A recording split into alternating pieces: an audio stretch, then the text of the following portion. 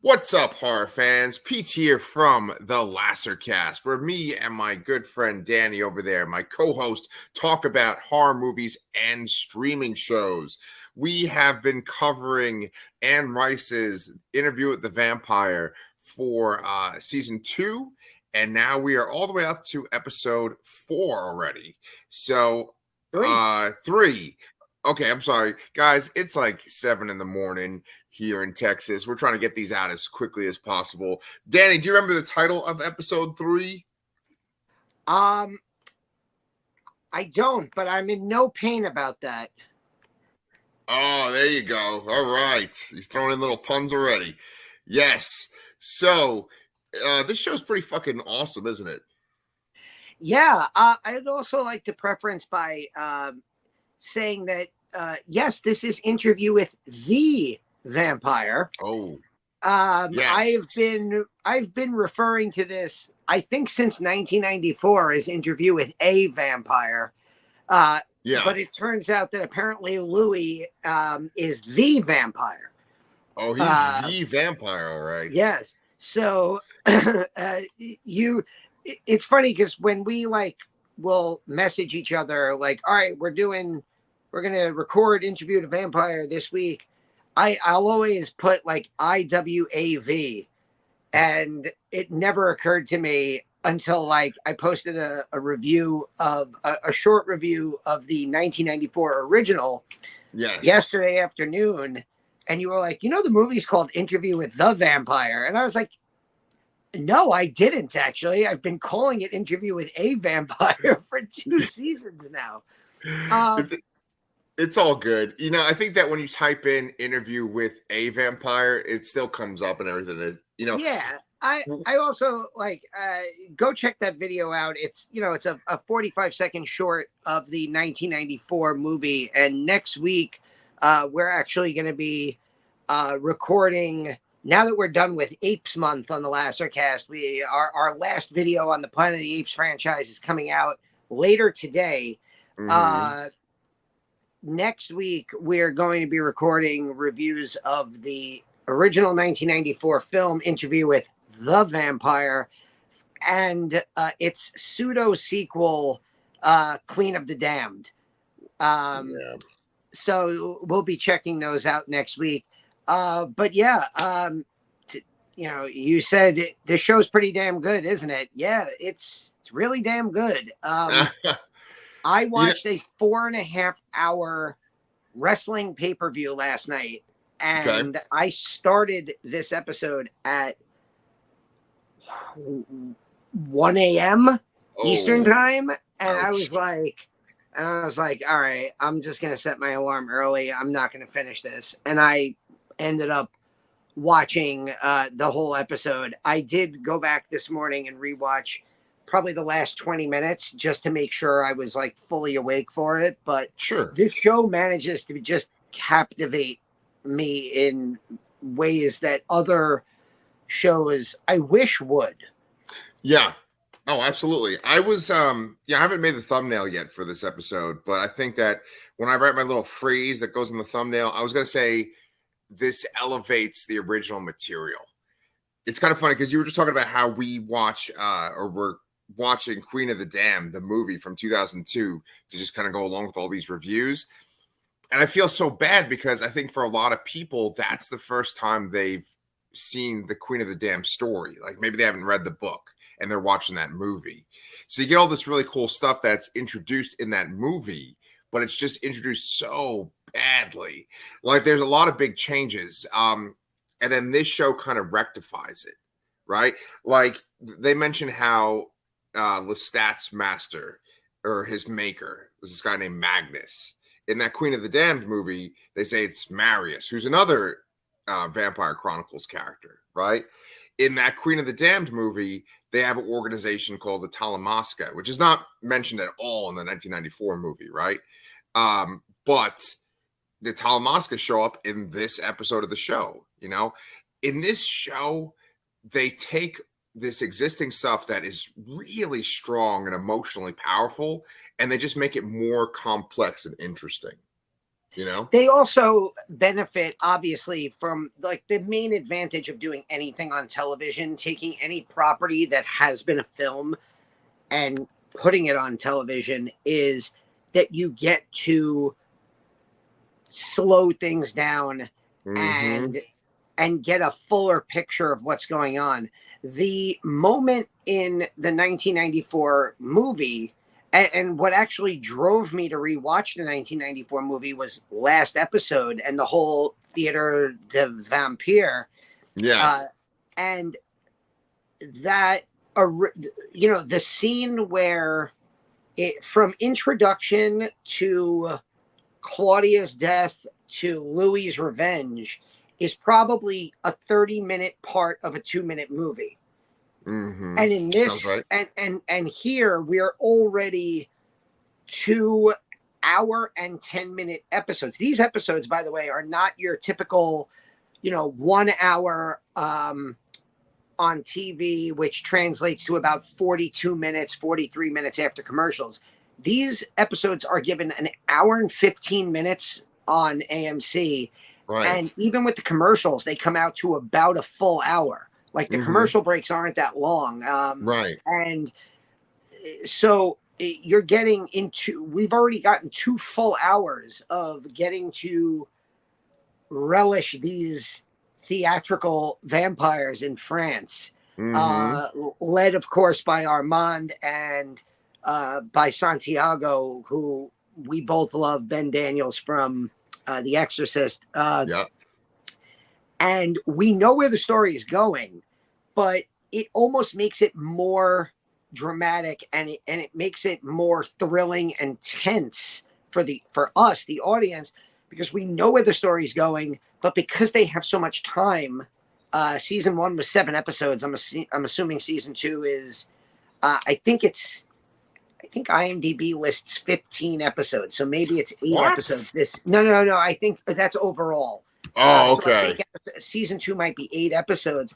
So they have this opportunity to stretch things out, to slow things down, to be more methodical in their pacing. Yeah. And it's great because, like, I don't want to lose Claudia as a character yet. Delaney Hales is so good this season.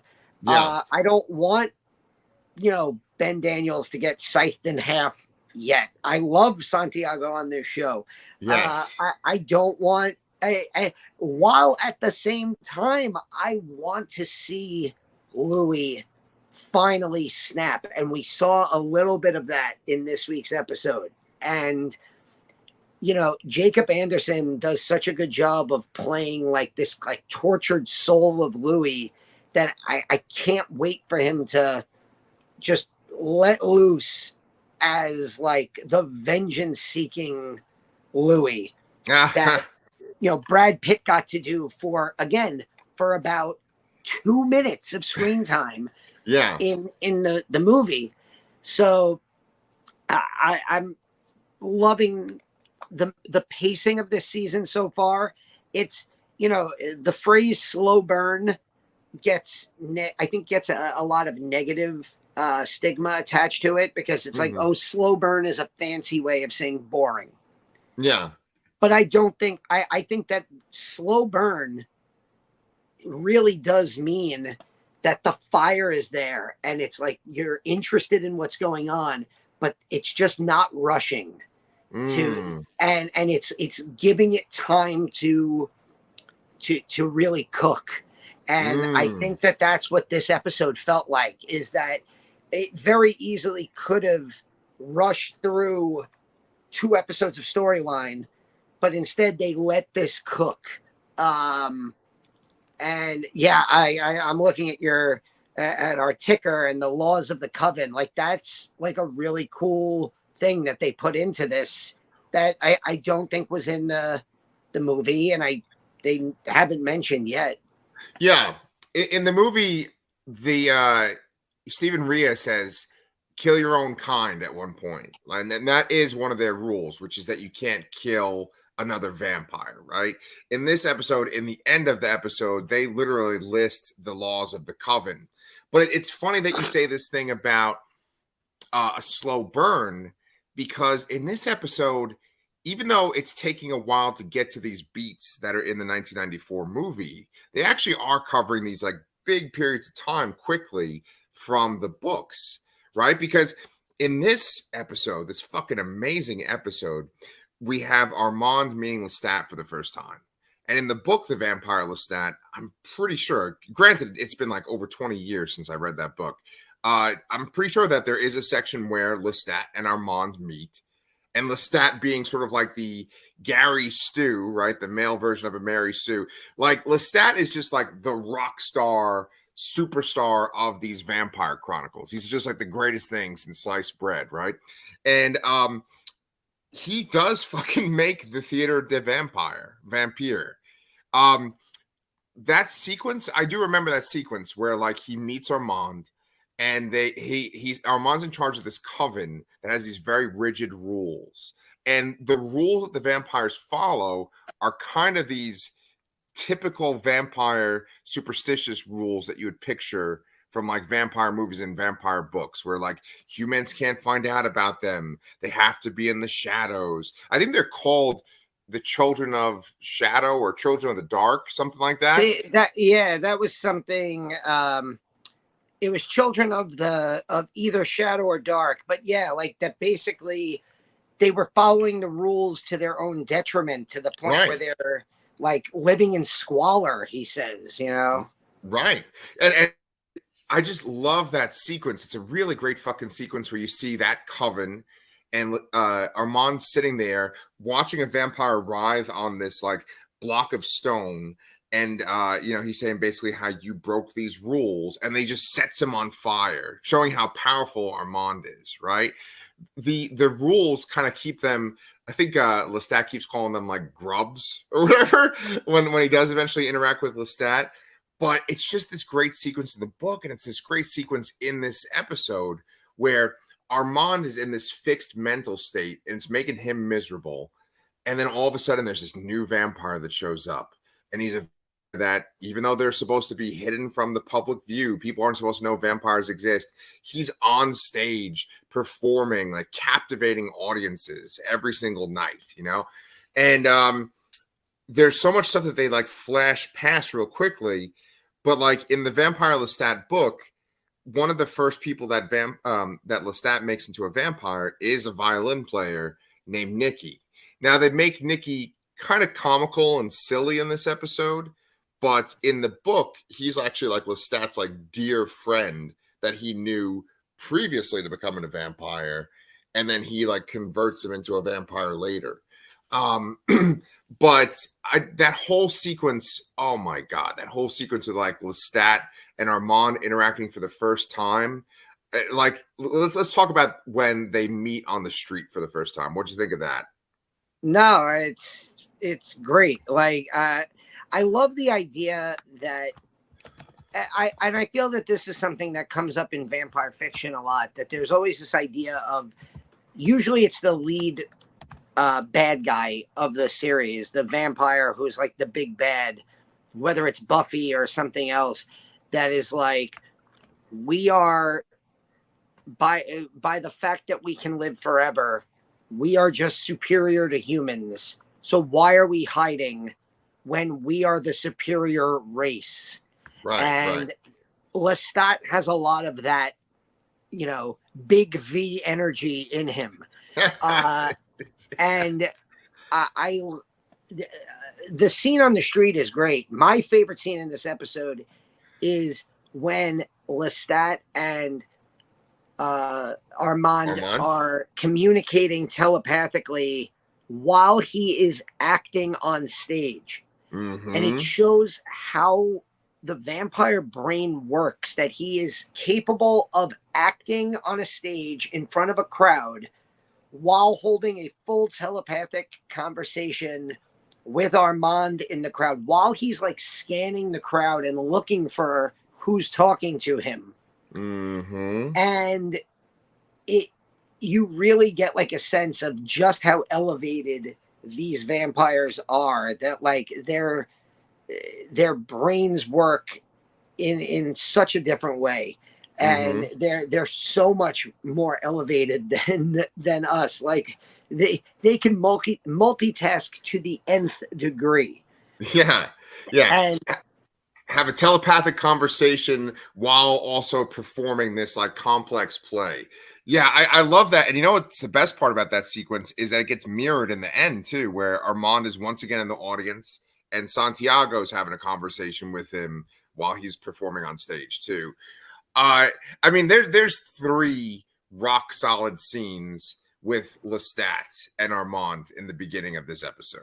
You know, the first time they interact is that really great sequence that you're talking about where Lestat's on stage and he's just hamming it up. And the guy that plays Lestat is just so good looking, and just the way that he moves and stuff, it's just like he's so fucking good as Lestat. It's ridiculous. And then go ahead. I know that, you know, like there's part of me that hopes that this show branches off into, I don't know if you even saw this. I just noticed this for the first time 3 episodes in, but the opening credits say Interview with the Vampire Part 2. Yes, yes. So I'm really interested now in if they, when hopefully we get a season 3, if they go into that Vampire Lestat story that Queen of the Damned like touches on, and if like Sam Reid becomes a rock star because he can fucking pull it off. I mean, he's got the stage presence already. Yeah. But he also has the swagger of like an Mick 80s, Jagger. like an 80s hair metal lead singer, or, you know, a 70s, you know, mega band lead singer. He's just got that swagger, and I'd love to see him like fully embrace that. But even the scenes where at the end where it's Louis and Armand, and then it's just like Lestat popping out and he's walking alongside them even though he's not there. It's just brilliant. And he and it's not a slight against the other actors in the show. Assad Zaman, who plays Armand, is excellent. He, you know, he kind of was just, he was kind of peripheral in season 1, and he's really become a main lead in this season. He's really the second lead in this season.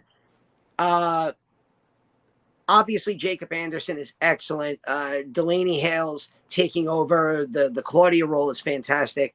We have great supporting characters, but every single moment that Sam Reid is on screen, he just dominates the screen.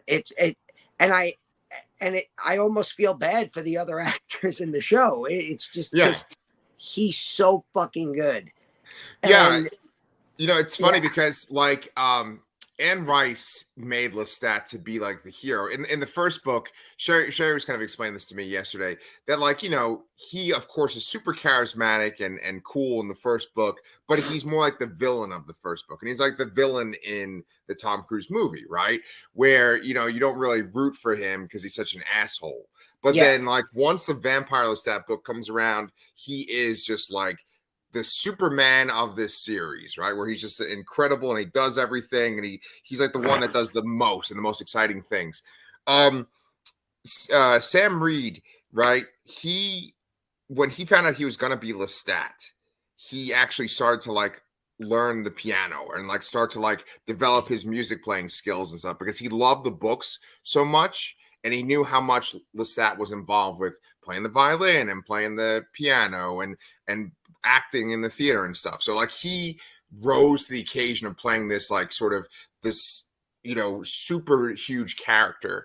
And I think that like there's this one scene in this episode where it's like, oh my God, that is Lestat to a T. Like, so basically Armand comes to see Lestat in the theater, and they're talking to each other, and Armand kind of like tries to intimidate him from his balcony. And then like the next scene, oh no, that's not even it. They meet on the street, and this fucking scene is awesome too, where like Lestat kind of brushes him off and kind of mocks him, but then Armand just freezes everybody on the street like Professor X, you know? And I mean, I fucking love that scene. But then the scene after that, when Lestat comes down carrying a giant cross on his shoulder and then throws the cross on the floor and it shatters. I was like, oh my God, that's Lestat right there, that scene. And I want to hear your thoughts on both those scenes, but I really, really love how he bends down and he picks up pieces of the cross and he's like, it's just wood. And this wood, part of this tree is that made this wood went to go make a table and stuff like that. He's just basically saying, like, this stuff doesn't matter. Like, this is just symbols, you know? Well, what did you think of those two sequences? I want to hear your thoughts. I mean, the scene in the street, it does really remind you of like an X-Men scene or a comic book movie scene where it's like the realization of one character's powers greatly exceed my own. And it gives Lestat a reason to hang around. They make the point that, like, you know, he joins the theater, the vampires, and he's with obviously Armand for a little while, and then he just up and disappears. And you almost get the sense that he saw an opportunity to improve his skills, to learn talents that he never had. And when he was, when he felt he was done learning, he had no further use for them and he left. And which again kind of brings you back to his relationship with Louis, because he's not really learning anything from Louis. He turns Louis.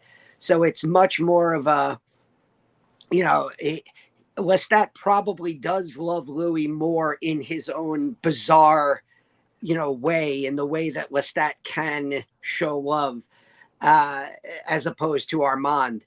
And, you know, in a way, I'm starting to think that maybe about Louis and Armand's relationship also, where, you know, where Armand is maybe more in love with Louis, because Louis obviously.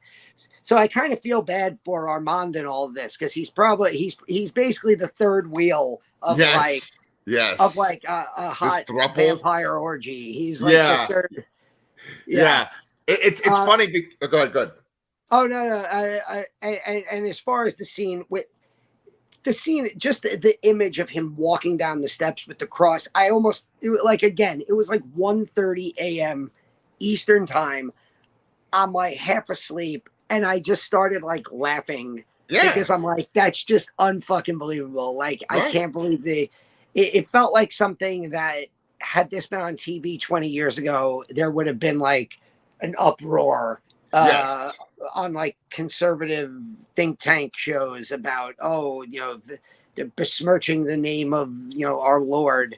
But it just, it works so well. And I do love the idea that you're saying, like, that these are just pieces of wood, you know, and it goes back to, in a way, it's kind of criticizing the vampire code, but it's also criticizing, you know, belief systems in general. It's like a greater takedown of, whether you want to say religion or belief systems, where it's like, yeah, you follow these codes that you had nothing to do with. They were just handed to you, and you're told you must follow these or else. And, you know, and you know, it basically is, oh, now you're going to live your life in sin by doing things that you want to do, or that are without, you know, outside of this code. And I love anything that goes in that direction. I love any show that, you know, goes in that direction, asks those questions, makes people think about stuff like that. So yeah, it's just, the more we talk about this show, the more I love it. Athena came home this morning from Long Island, and I was just like, all right, well, I'm going to go record. You have to go and sit in the living room and watch, because it's so fucking good. So she's enjoying it as we speak. But it's funny, because you bring up a really good point. You say that if this show was around 20 years ago, this would have caused like a big scandal, right? And I think that the point we are with our media right now, everything it's like so spread out, and there's so much of it that they really can't focus on one show anymore. Like I know Game of Thrones and stuff would have so much attention, but for the most part, you could have a show like this that I'm sure costs a lot of money and it's super well made, but it almost has like its own little niche audience. I think that's the reason why our episode did so well when we did our last review, and we really appreciate y'all's views. And if you want to comment too, we'd love to hear what you think about this show too. But there's just so many things like this out there now, where there's so many genre shows that like it's on Netflix or it's on AMC or it's on Hulu. But I think this show in particular is extra sacrilegious. You know, Sherry was saying last night, she's like, this show has like the most beautiful men on it, right? Because I mean, the three men that we've been talking about, Louis, Lestat, and Armand, really good-looking men for each of their different ethnicities, right? Like Armand is like this ridiculous-looking man, you know. Now, there's one shot where he's sitting there smoking a cigarette, and he's just got his contacts. And I was like, "Holy fuck!" That's a fucking there's yeah. I jokingly said to Athena that Sam Reid might be my new hall pass, and that's you know, yeah. But I was going to ask you because I haven't read the books, but I just assume that like the homoeroticism is there in the book. Oh yeah. Is that okay? So, maybe not so much in the first book. I don't know because I haven't read the first book, but yeah, the fact that like Lestat's in love and he's in love with men, and he also gets in love with some women too, but it's mostly men, and yeah, I assume if they would have made an interview with a vampire movie, there you go. In the last 5 years, they would have played that up, and then it probably would have been very contentious. But like I brought this up in my like 45-second short review of 1994's movie, is how well that movie holds up, given how much vampire fiction has come out in the last 30 years. I mean, if you just look at, forget about Dracula. If you just look at 30 years, you've gotten, Twilight, Buffy the Vampire Slayer, Vampire Diaries, and that's just 3 series, Buffy, Angel, Vampire Diaries, that combined, I know Buffy was 7 seasons. I think Vampire Diaries is about 7 seasons. That has a spinoff also, the originals. There's, the Twilight books, there's 4 Twilight movies. There's all, plus there's actual vampire horror stuff that's not intended for, teens and younger audiences. Right. So the fact that these characters hold up so well, given that they're written over 50 years ago almost. I mean, the first book, so almost 50 years ago, the first book came out. 30 years ago, the movie came out, and these characters hold up so well. And I think that, goes back to the writing by Anne Rice. I've not read her books, but as a Stephen King fan, why do Stephen King books continue to be made into shows and movies? Why, almost 25 to 30 years after the It miniseries, how come It became one of the biggest horror movies of all time financially, both parts 1 and 2, back in 2017 and 2019? Well, it's because those characters are so well written that they resonate across generations. Yeah. And I think that Lestat and Louis and Claudia and Armand are characters like that. And they absolutely. They just and the dialogue that they get into and the topics that they bring up, time is like a flat circle.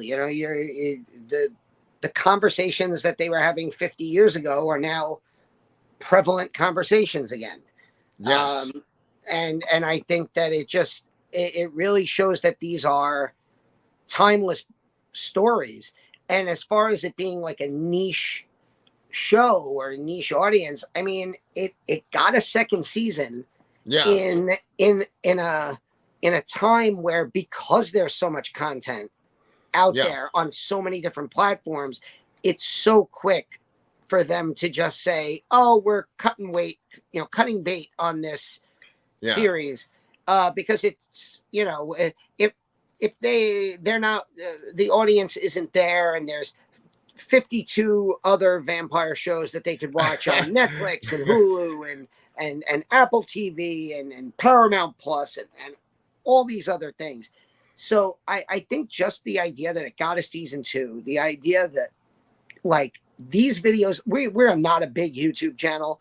No, you can say that. Yeah. But these videos that we do about this show generate some of our, biggest numbers. views. We get a ton of comments on them. It's like, it feels like the audience wants to talk about this show. Oh shit, yeah. And if, it was more out there, it would have an even bigger audience. Like, I feel like, had this been on just a few years ago, before, like, pre-COVID, this could have been like a Sunday night water cooler show that we came to work talking about, the way that like Lost used to be. Yeah. Oh, absolutely. And you know what? I think that even in this current environment, it still might become that eventually. Like Breaking Bad, everyone loves Breaking Bad. It's considered like this, landmark show. But like Breaking Bad didn't really like become this huge thing until like the 3rd season. So this show could still continue to grow and get bigger. It's funny because, they have the rights to all these Anne Rice books and these characters. And as I was watching last night's episode, they showed a trailer or a commercial for the Mayfair Witches. And I was like, and Sherry said to me, she's like, that didn't get canceled? They're bringing that back? Wait, they are? They are bringing it back? Yes. There was a trailer last night for season 2. Oh, I watched it hours later, so I was fast forwarding through the commercials. I didn't even notice that. Yeah. So the reason why I bring that up is because obviously they see this potential for there to be like a franchise where it's like multiple shows set in this universe. There's even things besides the witches that they could adapt. And Rice has written a book about like the Mummy. There's other stuff. There's multiple things they could make about vampires. There's the Mayfair Witches. But the connective tissue, which is kind of similar to like the way that S.H.I.E.L.D. works in the Marvel universe, is this thing I have going across the bottom right here, the Talamasca. Now, the Talamasca are in that horrible Queen of the Damned 2002 movie. In this episode, we get introduced to them. Can't remember the actor's name, but he's showed up in a lot of my shows I've been watching recently. I was thinking he was in Perry Mason on HBO recently, but he plays this agent that has this really fucking weird name. His name's like Rigby Dinkler or something, right? Do you remember? Eric Bogosian has like a line. He goes, "Okay, so what's your real name?" Right. So let's talk about Eric Bogosian as Daniel in the sushi restaurant. So he's sitting there, and first off, the sushi platter comes out, and it's got a wriggling fish head right on the top, right? And then he's sitting next to this guy who's got these ridiculous, like, thick glasses, and the guy's talking to him about vampires. And one of the things that I really fucking loved was he said, we were tracking 900 of them, like however many months ago, and now there's 1,600 of them. And he called it the Great Convergence. And he's basically talking of like vampires are kind of like rising in power. And I love this kind of stuff because it's like this behind the scenes background stuff where instead of it just being like Daniel is recording these vampires' stories, and it's like almost like an indulgence for them where they're just sort of like telling their life story to a guy that's writing it down. It's like, no. He's talking to fucking vampires. People are kind of onto them. And like, they could get in trouble for telling their story with other vampires, but they could also get in trouble with humans too. Like, what'd you think of all the Talamasca stuff? Because they hack his computer. Do you remember? Yeah. They've obviously hacked his computer, and my only concern with that is I don't want it to take away from the stuff that the show that we love about this show. And the comparison I'll give is the X-Files. I feel that when X-Files started to focus so much on the conspiracy and less about the fun monster of the week cases that Mulder and Scully were investigating, right, it kind of started to lose me. And I like it. I know it's from the book. I'm interested to see how they intersperse the Talamasca stuff into the series. I like that it was a very much on the underbelly of this show, of this episode. yeah, I just worry that like later in this season or maybe next season, we'll start to get an episode where it's all Talamasca and oh yeah, there's vampires in this show. Or yeah, like, or the opening scene will be 2 minutes of Louis and Armand and Lestat, and then we'll get an hour of Talamasca stuff. And again, maybe it's because I haven't read the books and I don't know where it's going. I do like the idea of it obviously eventually leaving the setting of an interview. And I think that you can do that by going into the other Anne Rice books and having like the Vampire Lestat be Interview with the Vampire Part 3 next season. And I feel that Queen of the Damned, having just watched it, I feel that movie was very much of its time. Oof, and yeah. we'll save that conversation for Saturday when we record. Sure. But I feel that, we're living in a time period now where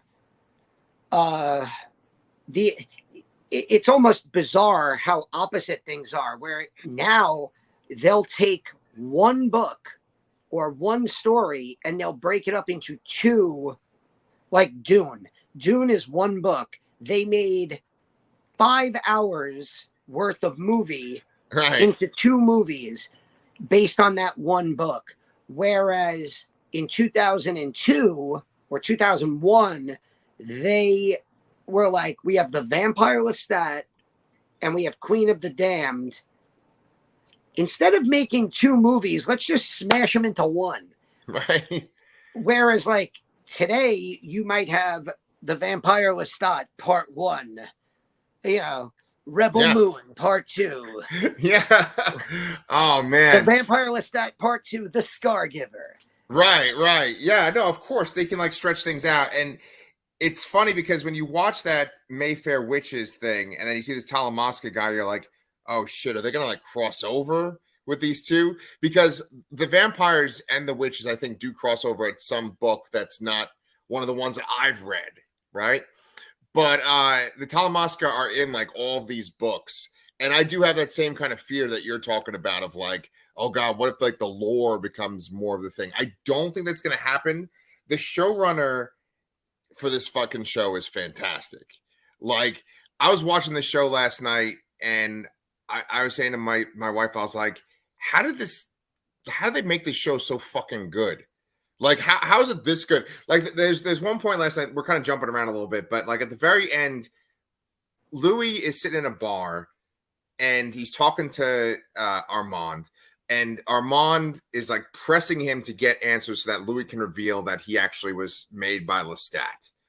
And then Louis like it starts to envision Lestat, who's playing a piano in this jazz bar, and Sam Reid is just like making up these lyrics on the spot. And at one point he like stops, he's like, oh, that's good. And he keeps playing. I fucking loved it.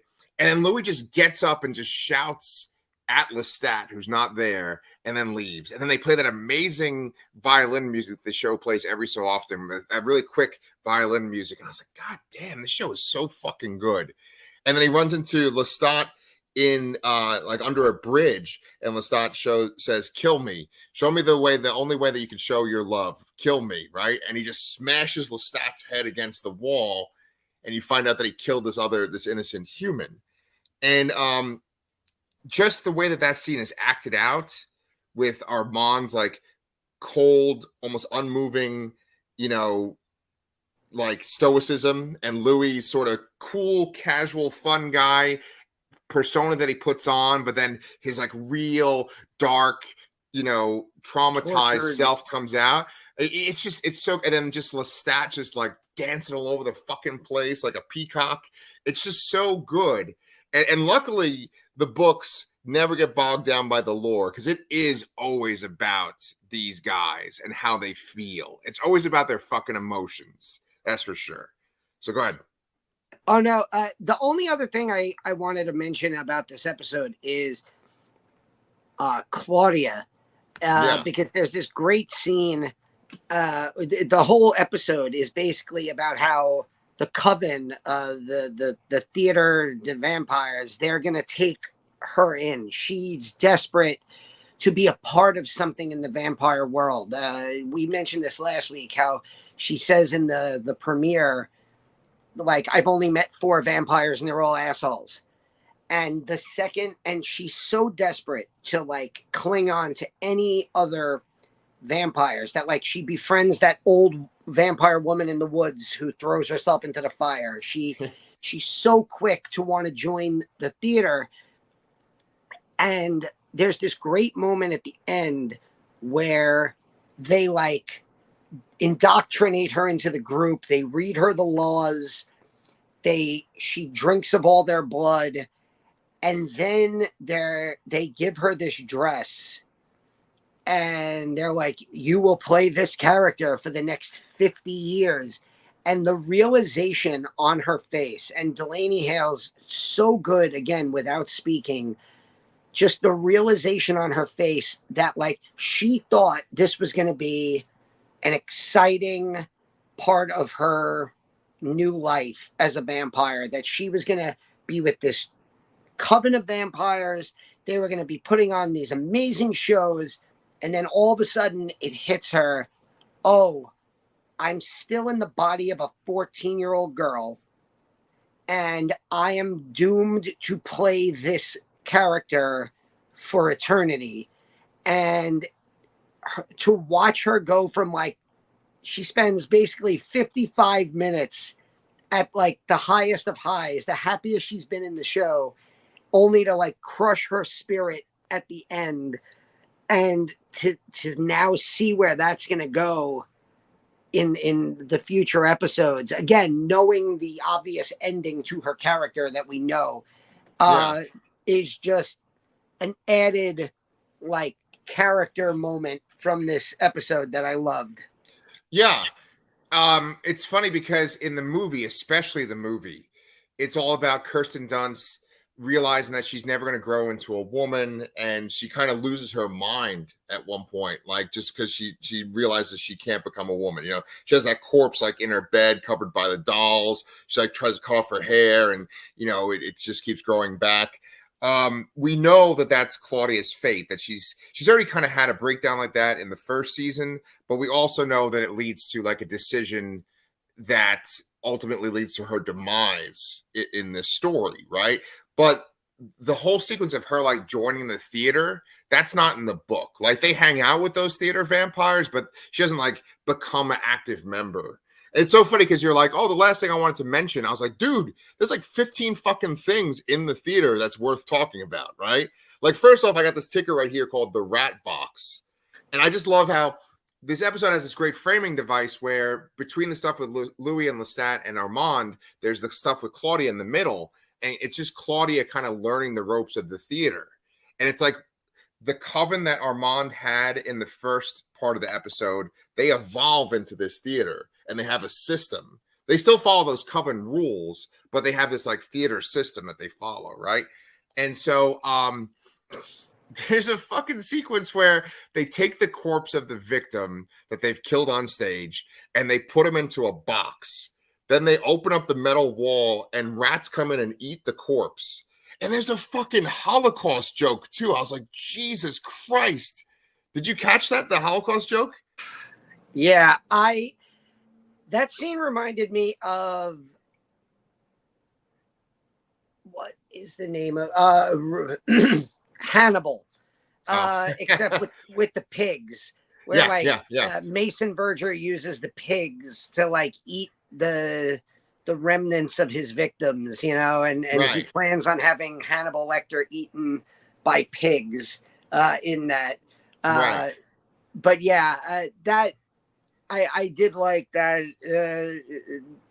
little twist on everything with how do you get rid of the victims, and they make Louis says Armand says something to Louis, I'm going to take you down to the river. It's how do you keep making the bodies disappear if you have to keep eating and killing humans every night? Yeah. Yeah, and I mean, and we have to eventually talk about that scene where it's Louis and Armand walking together right at the very end when they reveal like that scene that you were talking about with Claudia and the costume. We got to talk about that at the very end. But before we get to that, I just want to talk because we got to talk about Ben Daniels too. We got a lot of love last week because we mentioned Ben Daniels. Now with him, there's all this interesting stuff they bring up. They talk about how there are vampires that are dead within the walls of the theater, right on the bottom floor. And then they imply that like these vampires broke the laws, and so they're in the walls. Now, one of those vampires is Santiago's maker. And there's this idea that like Santiago was made by Armand because he's the youngest, but he was made by another vampire who apparently was pretty powerful as well and is in that wall. Um, and then they even talk about how like based on whose blood you drink, you get like different powers. And he can fly.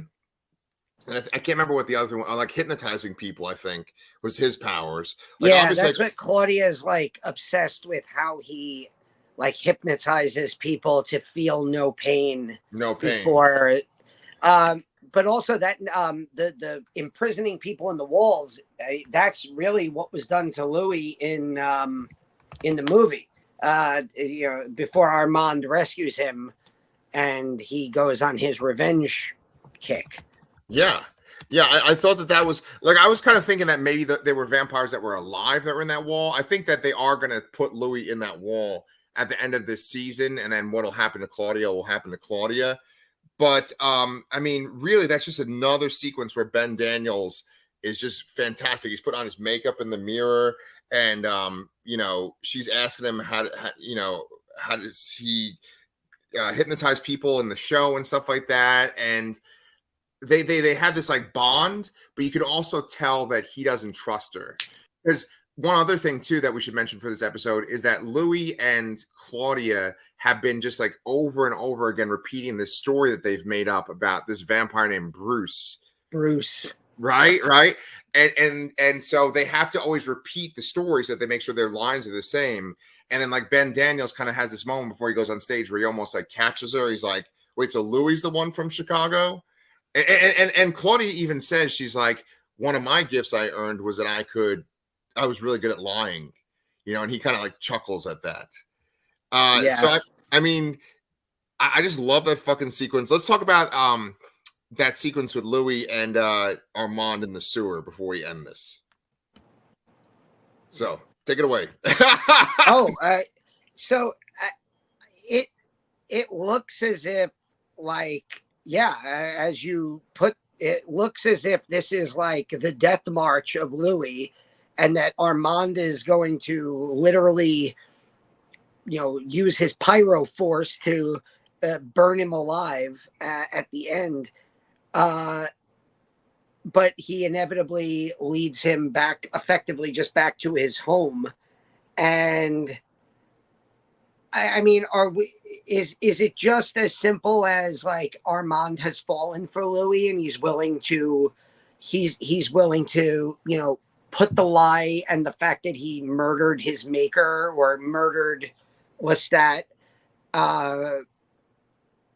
behind him and say it's okay because it's like, I'm supposed to kill you, but whoops, we're at your house. Maybe I'll go upstairs with you. Yeah. I mean, fucking horny vampires, man. Yeah, well, they're all so good looking and charismatic. It's fantastic. But like, I just love that sequence so fucking much. Like Louis walking in front of him. Louis realizes that Armand is going to kill him. And he says basically, like, you have to take care of Claudia while I'm gone. Tell her that she's beautiful and stuff every morning. Which is like, it's like basically saying, like, before she goes to bed at night, tell her this. But, you know, it's inverse because they're vampires. And that whole sequence really makes it seem like the inverse of the movie, too. And probably the first book. Because the movie makes it to where Louis and Armand are kind of going to get together, and Claudia is seen as like this outsider, and they want to get rid of Claudia. Whereas in this, it's like Claudia is getting brought into the coven, and Louis is this kind of reckless outsider that's dealing with his guilt over killing Lestat. So it's kind of like they want to get rid of Louis and maybe keep Claudia. So it's like the flip of the movie, you know? With his fucking fire powers, and you can see the flames behind Louis, and he even says, like, take off my head. I've seen people burn to death. I don't want that. I just love that fucking sequence so much. And then basically that's them setting up their love that lasts to the present day. Yeah. But like, again, like, obviously knowing what will happen, is Louis just gonna like forgive Armand? Is he going to think like, because it feels like Armand, even in the movie, and it feels like Armand knows what's going to happen to Claudia. Yes. And there's missing pages of the journal. So are we going to find out that like it was Armand that like gave the, you know, the final, it's time, we get rid of her. And maybe it like he feels that that's what's holding Louis back, and that's why Louis did what he did to Lestat, is because he's connected to Claudia. And I wonder how that's going to affect, obviously, everything back in the present. And, I'm sure Daniel will exploit anything to get a rise out of these two. Yeah. So yeah, I every time we talk about the show, I'm just left like wanting to watch the next episode. Yeah. And I looked it up while we were talking. There's 8 episodes for this season. We're halfway there. There's 4 done. 3. We're only 3 done. Okay, all right. I guess I like it twice as much, so whatever, man. No, because I think we covered the first 2 episodes last week, so maybe you're like, we're doing double two at a time. Yes. Hey, look, okay, I'm at least calling it interview with the vampire. So, all right. So anyway, what do you call it? Do you want to talk about what else we got on our channel? Well, yes, we've made Jesus. We've made jokes about our new kink being apes and vampires. Later today, actually, right now, at the moment of this recording, the video is dropping. Well, yes, right this second, while we are recording on Memorial Day, Monday morning, our review of the final films of the Planet of the Apes franchise has just gone up. We have covered the original Planet of the Apes and its first sequel, Beneath. We have a full review of Kingdom of the Planet of the Apes, the newest film out. And we just finished a review of Escape, Conquest, and Battle. And we also talk about the 2001 remake, albeit briefly. Mm-hmm. And we do a franchise ranking of the 10 Planet of the Apes films. So that is up on our channel as of right this second. I also have a bunch of short reviews of a bunch of Apes movies as well. I have a short review of Interview with a Vampire 1994. And coming up next week, we're going to be doing a full deep dive into the 1994 Interview with the Vampire and Queen of the Damned, which came out in 2002. Yes, 2002. Yeah. So, yeah, Apes and Vampires this month on the Lassercast. Yes. So if you like either, come subscribe to our channel. We'd love for you to join our coven. We love y'all's comments. And Danny and I will be back